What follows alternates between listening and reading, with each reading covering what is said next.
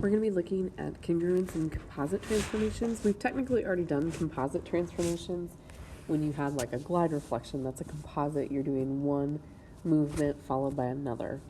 So to start off with, 4-4 is pretty short, just because we've discussed most of it, and then we'll move into 4-5 on both of these, but I'll do them as two separate videos. Congruent figures are figures that have the same angle measures and side lengths.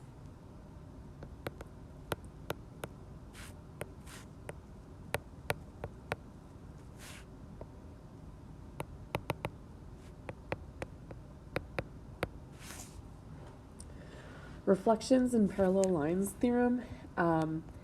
This isn't something that you're going to need necessarily for a proof. It's just the fact that you know and understand this theorem. So if you have parallel lines, and let's say that I have K. If I reflect it over the first line, it's going to look like this. And then if I reflect it over the next line, it's going to be back to the original orientation. So if you look at this, realistically, the point of this is the fact that a reflection over two parallel lines results in a translation. I shouldn't say two parallel lines, but just parallel lines.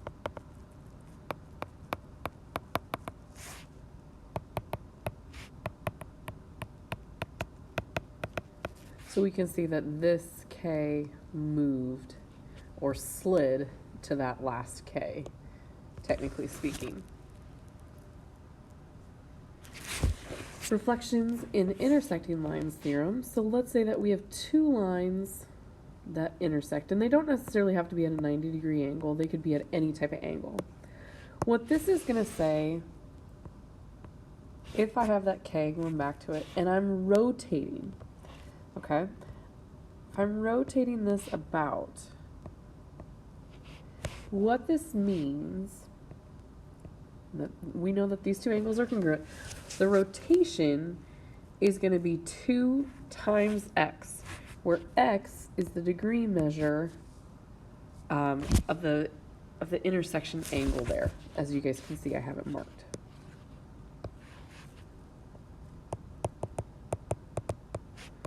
So rotation of 2x, where x is the measure of the angle formed by the intersection. Now you're probably thinking, okay, Mrs. Fish, but technically there's 4 angles, right? Well, 2 of them we know are congruent because they're vertical, but how do you know if one's like 60 and the other one's 120? Which one? It's the middle of your x is what it's the middle of the rotation. That's going to be your x. So, example 1. Determine whether the given vertices are congruent figures. If yes, state the transformations used. All right. So we've got Q.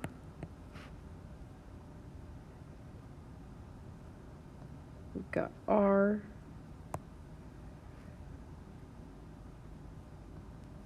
And we've got S. And that's our first triangle.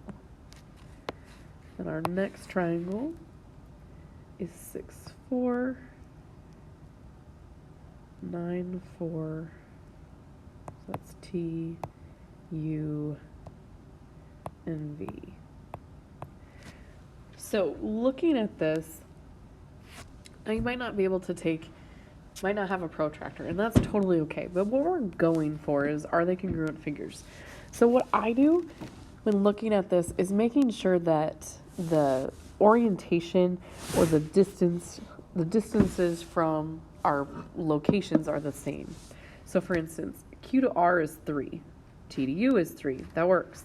S to R is right 1 up 3, V to U is right 1 up 3, Q to S is down 3 left right 2, T to V is down 3 right 2. So looking at that, that would be a yes, everything was preserved. and it's a translation.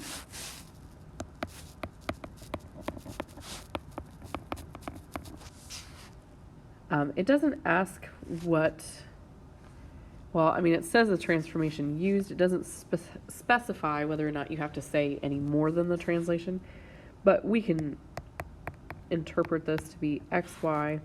So x moved 1, 2, 3, 4 to the right, and the y didn't move at all. And that's our translation. So again, it didn't specify if we needed to know like what type of translation or what type of rotation, but for good measure, we'll just go ahead and discuss. So same thing on the next one. So -3, 1, 2, 1, 4, -4, -5, -4. So we got a quadrilateral here. So W, X, Y, Z. And then I've got -1, -3, -1, 2, 4, 4, and 4, -5.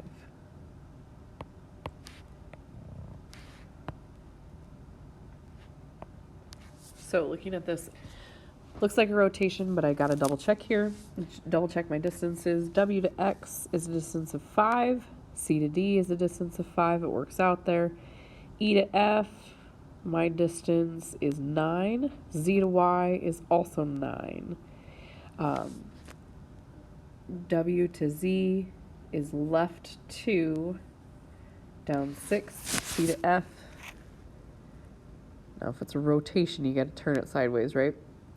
So it's down 2, right 6. So that does work out. So this is, and you can double check the last side, but if 3 of the sides are good, most likely is. All right. So this is, yes, it is a rotation. Now thinking about this and your points, what direction did it go? Well, it turned to the right 90 degrees. So, and it went, if we're turning, technically it went left to right. So that's a counterclockwise movement. So it's a rotation of 90 degrees. So it went this way. That is 4-4 in a nutshell. There's your congruent figures, and you're just looking at the different shapes, figuring out whether or not